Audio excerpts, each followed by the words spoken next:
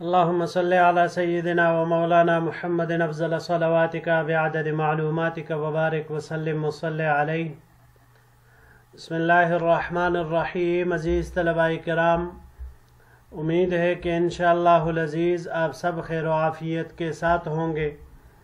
جامع السنن الترمذی جلد ثانی کے ابواب الزہد عن رسول اللہ صلی اللہ علیہ وسلم کے باب نمبر 24 باب ما جاء فی الزہادۃ فی الدنیا کے ساتھ آپ کے خدمت میں حاضر ہونے کا موقع ملا. بحمد اللہ تعالی آج ہمارا سبق نمبر 183 ہے. تو بڑھتے ہیں اپنے سبق کی طرف. باب ما جاء فی الزہادۃ فی الدنیا، یہ باب ہے دنیا سے بے رغبتی کے بیان میں. عزیز طلباء کرام، چونکہ اس باب میں بہت ساری روایات امام ترمذی رحمہ اللہ نے جمع فرمائی ہے، کئی سلائیڈز پر یہ مشتمل ہے، تو انشاءاللہ العزیز ہم ہر سلائیڈ کے روایت کو پڑھ کر اس کے متعلق بحث کرتے ہوئے تشریح کرتے ہوئے پھر اگلی روایت کی طرف بڑھیں گے. وبه قال حدثنا عبد الله بن عبد الرحمن قال حدثنا محمد بن المبارك قال حدثنا عمرو بن واقد قال حدثنا يونس بن حلبس عن أبي إدريس الخولاني عن أبي ذر رضي الله تعالى عنه عن النبي صلى الله عليه وسلم. ہمیں روایت کی عبداللہ ابن عبد الرحمن نے، انہوں نے محمد ابن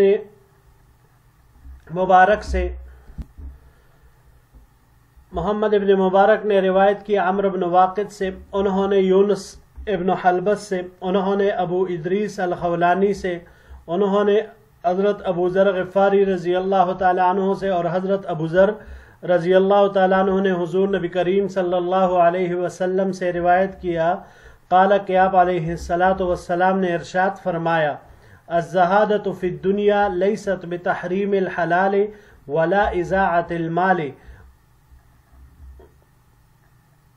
دنیا کی بے رغبتی حلال کو حرام کرنا نہیں ہے اور نہ مال کو ضائع کرنا ہے.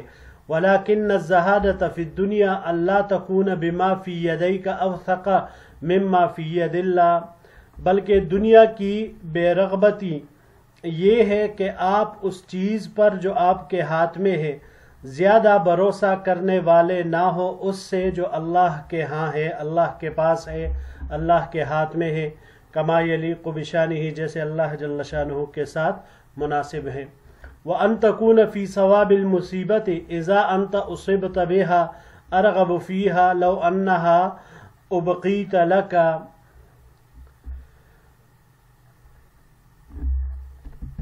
اور یہ کہ آپ اس مصیبت کے ثواب میں، جبکہ وہ مصیبت آپ کو پہنچائی جائے، زیادہ رغبت کرنے والے ہوں اس سے کہ وہ مصیبت آپ کے لیے باقی رکھی جاتی، یعنی آپ نہ پہنچائی جاتی. ھذا حدیث غریب، یہ حدیث غریب ہے. لا نعرفہ الا من ھذا الوجہ، ہم اسے نہیں جانتے اس طریق سے. وہ ابو ادریس الخولانی اسمہ عائز اللہ ابن عبداللہ، ان کا نام عائز اللہ ابن عبداللہ ہے. وعمر بن واقد منکر الحدیث، عمر بن واقد یہ جو راوی گزرے ہیں تو یہ منکر الحدیث ہے. جی عزیز طلباء کرام، اس حدیث مبارک میں دو باتیں ذکر ہوئی، دو باتوں کو زہد قرار دیا گیا. یاد رکھیے گا کہ اس حدیث مبارک کا مطلب یہ ہے کہ جب اللہ کے حکم سے کوئی مصیبت، کوئی تکلیف پہنچے انسان کو، تو پھر دنیا سے بے رغبتی اور زہد کا تقاضا یہ ہے کہ اس مصیبت یا تکلیف کا جو اجر اور ثواب آخرت میں ملنے والا ہے وہ اس کو اس مصیبت یا تکلیف کے نہ پہنچنے سے زیادہ محبوب اور مرغوب ہونا چاہیے. کیونکہ ظاہر سی بات ہے اس پر جو اجر و ثواب اس انسان کو ملے گا وہ آخرت کی چیز ہے، اور آخرت ایک باقی رہنے والی چیز ہے، ہمیشہ ہمیشہ کے لیے وہاں خلود ہے. پھر اب جب مصیبت نہ پہنچی اور انسان کی زندگی عافیت میں رہی، راحت میں رہی، تو ظاہر سی بات ہے راحت عافیت یہ دنیا کی چیز ہے اور وہ چند روزہ ہے، مخصوص ایام ہے، تو لہٰذا مومن کی صفت یہ ہونی چاہیے کہ وہ جو باقی رہنے والی چیز ہے اس میں اس کی رغبت ہونی چاہیے، فانی چیز کی حرص نہیں کرنی چاہیے۔ یہی اس آخری جز کا مطلب ہے، جبکہ پہلے جز کا مطلب یہ ہے کہ جو کچھ انسان کے پاس ہے تو انسان کا اس سے زیادہ بھروسہ اس چیز پر ہونا چاہیے جو اللہ جل شانہ کے پاس ہے۔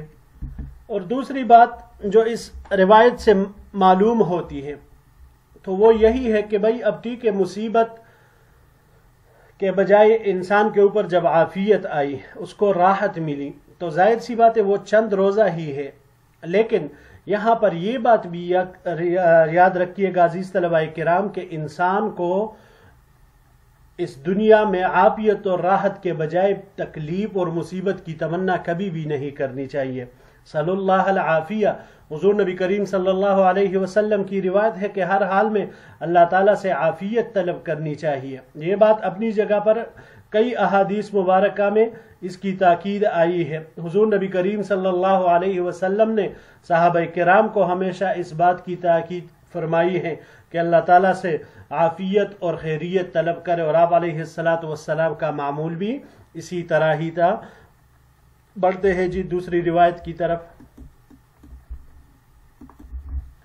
وبه قال حدثنا عبد بن حميد قال حدثنا عبد الصمد بن عبد الوارث قال حدثنا حريث بن الصائب قال سمعت الحسن يقول حدثني حمران بن أبان عن عثمان بن عفان عن النبي صلی اللہ علیہ وسلم قال، ہمیں روایت کی عبد بن حمید نے، انہوں نے روایت کی عبد الصمد ابن عبد الوارث سے، انہوں نے حریث ابن صائب سے، انہوں نے کہا کہ میں نے سنا حضرت حسن بصری رحمہ اللہ سے کہ وہ کہہ رہے تھے حدثنی حمران بن ابان، مجھے روایت کی حمران بن ابان نے، انہوں نے حضرت عثمان ابن عفان رضی اللہ تعالی عنہ سے، انہوں نے حضور نبی کریم صلی اللہ علیہ وسلم سے نقل کیا قال کہ آپ علیہ السلام نے ارشاد فرمایا لیس لابن آدم حق فی سوا هذه الخصال، انسان کے لیے ان خصلتوں کے علاوہ اور کوئی حق نہیں ہے، بیت یسکنہ وثوب یواری عورتہ وجلف الخبز والماء، پہلی چیز ایسا گھر جس میں سکونت پذیر ہو، ایسا کپڑا جس سے وہ ستر پوشی کرے، اور روکی روٹی اور پانی۔ روکی روٹی مطلب جو بغیر سالن وغیرہ دوسری چیزیں کے ہوں، صرف خالص روٹی ہو اور کوئی چیز نہ ہو بلکہ پانی کے ساتھ اس کو نوش کر لیا کرے۔ هذا حدیث حسن صحیح، یہ حدیث حسن صحیح ہے۔ وہو حدیث حریث ابن صائب، اور یہ حدیث حریث ابن صائب کا ہے۔ وسمعت ابا داود سلیمان ابن سلم البلخی یقول، میں نے ابو داود سلیمان ابن سلم البلخی سے سنا کہ وہ کہہ رہے تھے قال النضر ابن شمیل، نضر ابن شمیل نے کہا جلف الخبز یعنی لیس معه ادام، جلف الخبز اس کا مطلب یہ ہے کہ اس کے ساتھ سالن وغیرہ نہ ہو، کوئی اور چیز اس کے ساتھ نہ ہو۔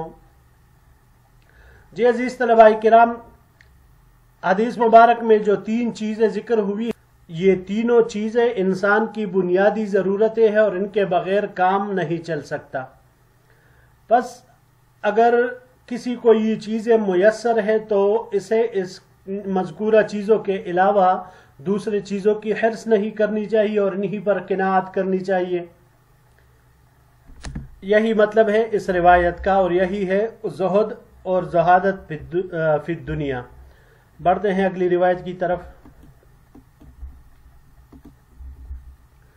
وبه قال حدثنا محمود بن غيلان قال حدثنا وهب بن جرير قال حدثنا شعبة عن قتادة عن مطرف عن أبيه أنه انتهى إلى النبي صلى الله عليه وسلم وهو يقول، ہمیں روایت کی محمود بن غیلان نے، انہوں نے وہب بن جریر سے، انہوں نے شعبہ سے، انہوں نے قتادہ سے، انہوں نے مطرف سے، انہوں نے اپنے والد سے، ان کے والد کا نام حضرت عبداللہ ابن شخیر رضی اللہ تعالی عنہ ہے، کہ وہ حضور نبی کریم صلی اللہ علیہ وسلم کے پاس پہنچے اور آپ علیہ السلام ارشاد فرما رہے تھے الہاکم التکاثر قال यक़ूल इब्नु आदम माली माली वहल लक मिन मालिक इल्ला मा तसद्दक़त फ़अमज़ैत औ अकलत फ़अफ़नैत औ लबिस्त फ़अबलैत।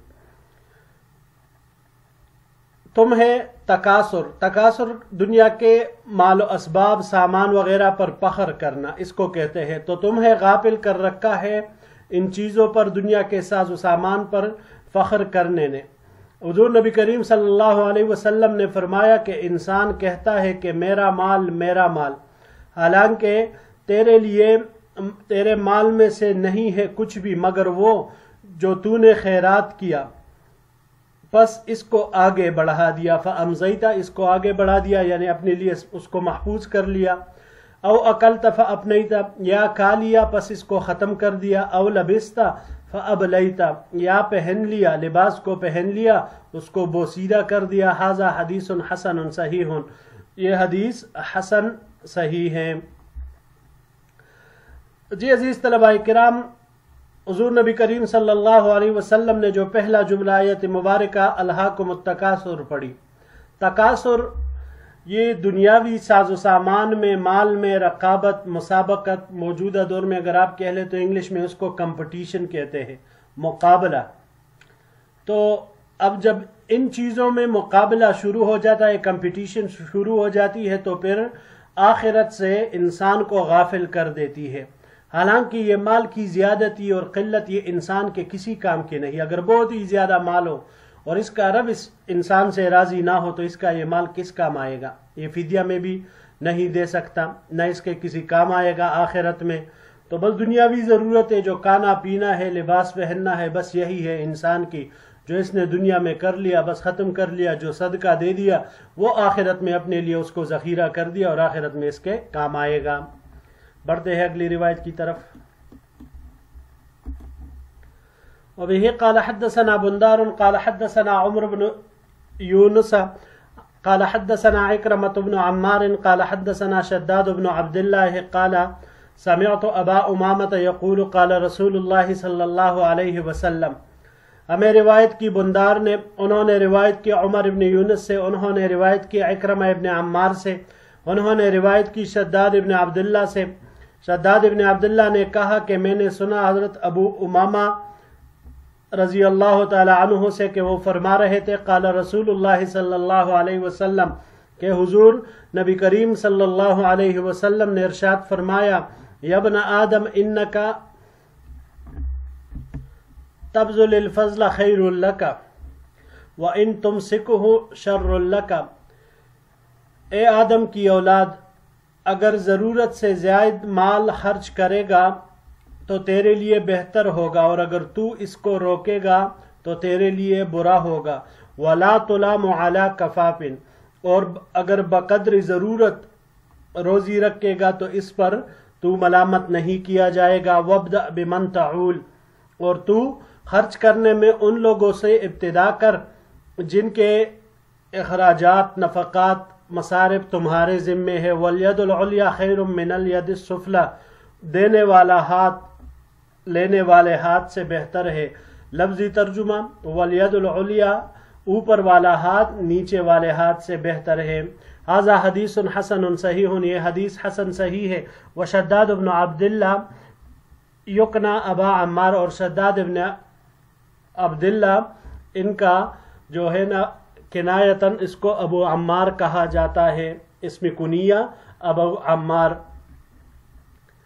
वबिही क़ाल हद्दसना अली इब्न सईद अल-किंदी क़ाल हद्दसना इब्न अल-मुबारक अन हैवा इब्न शुरैह अन बिकर इब्न अम्र अन अब्दुल्लाह इब्न हुबैरत अन अबी तमीम अल-जैशानी अन उमर इब्न अल-खत्ताब रज़ियल्लाहु ताला अन्हु क़ाल क़ाल रसूलुल्लाह सल्लल्लाहु अलैहि वसल्लम।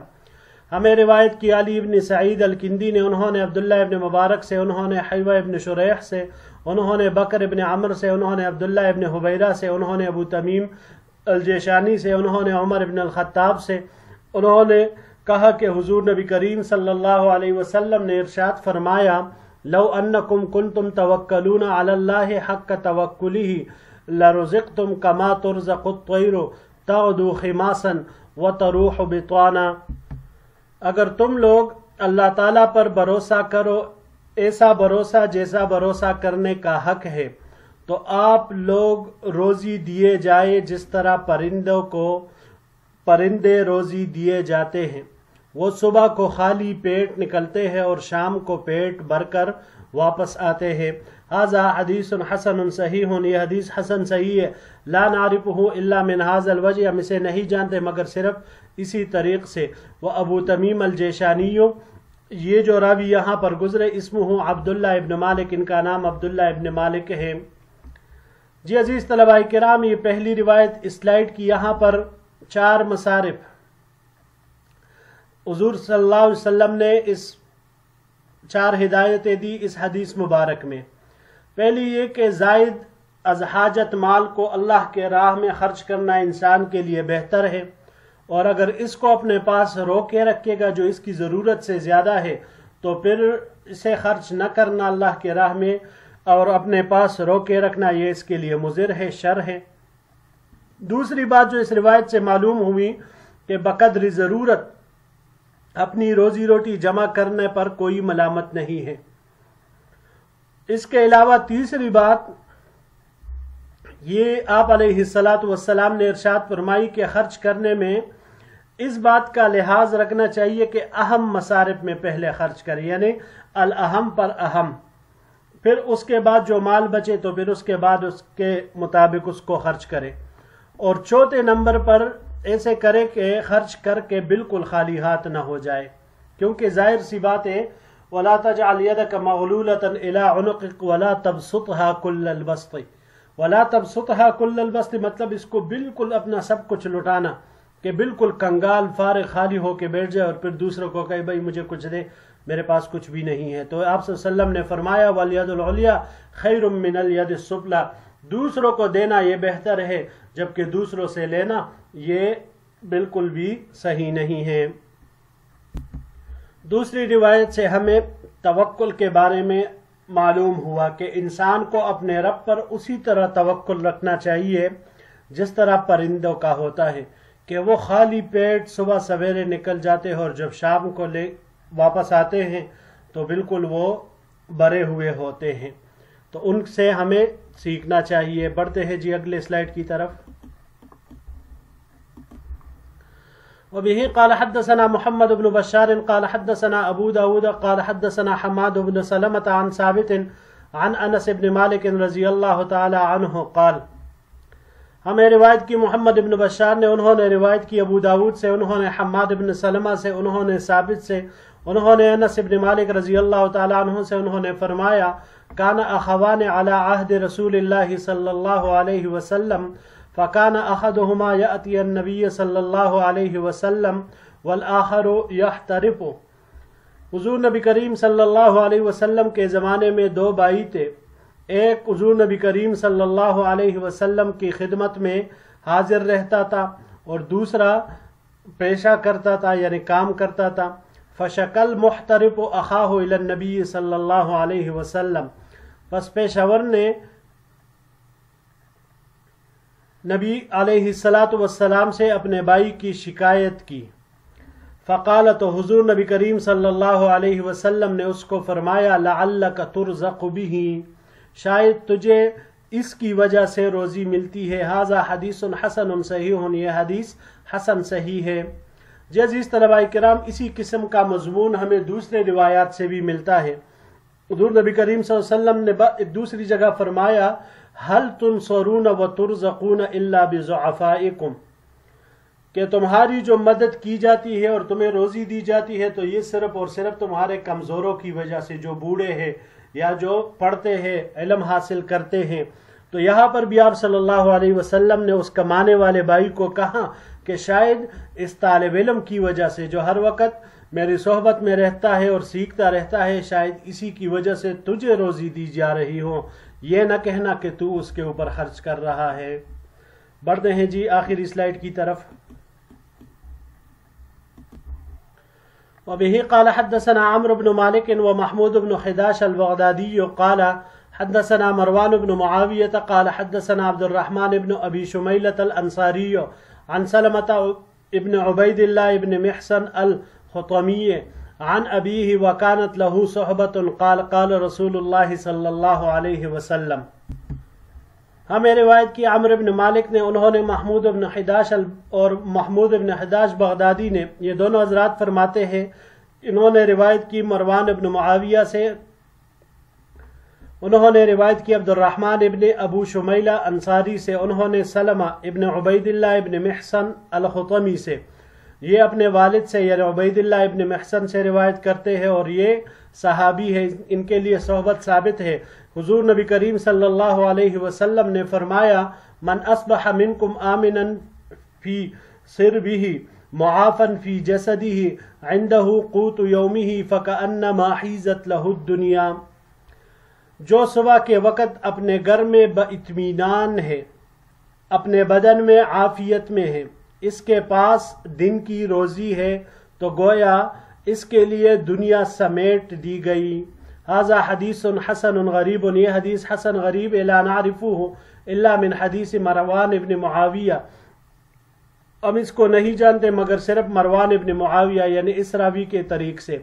قولہ حیزت، آپ علیہ الصلوۃ والسلام نے جو حیزت فرمایا یعنی جمعت، یعنی اس کے لیے جمع کر دی گئی ہے.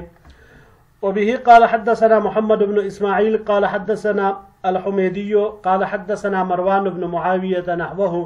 اسی طرح ہمیں روایت کی محمد بن اسماعیل نے، انہوں نے حمیدی سے، انہوں نے مروان بن معاویہ سے اسی طرح کی روایت نقل فرمائی ہے. جی عزیز طلباء کرام، اس روایت میں بھی انسان کی بنیادی ضرورتوں کا تذکرہ ہے. دیکھیں اگر کسی انسان کے پاس رہنے کے لیے ایک جھونپڑی ہو، ایک چھوٹا سا گھر ہو، ایک آدھ کمرے کا، جسمانی طور پر وہ سلامت ہو، عافیت کے ساتھ ہو، کسی قسم کے مرض میں مبتلا نہ ہو، دن کے گزارے کے لیے اس کے پاس کچھ کھانے پینے کی اشیاء بھی ہوں، تو یہ ایسا ہے کہ گویا کہ اس انسان کے لیے سب کچھ جمع کر دیا، پوری دنیا، یہ گویا پوری دنیا کا مالک ہے. تو پتہ چلا کہ یہ جو چیزیں ہیں یہ انسان کی ضرورت کی چیزیں ہیں، اب اس سے زائد وہ فضول ہے، وہ بے معنی ہے، اور یہی زہد کے اندر آتی ہے، باقی چیزیں پھر وہ زہد کے باب سے خارج ہی ہوگی. جی عزیز طلباء کرام، یہی تک ہمارا آج کا سبق تھا. انشاءاللہ العزیز زندگی رہی تو اگلے درس میں ایک نئے باب کے ساتھ پھر آپ کی خدمت میں حاضر ہوں گے. السلام علیکم ورحمۃ اللہ وبرکاتہ.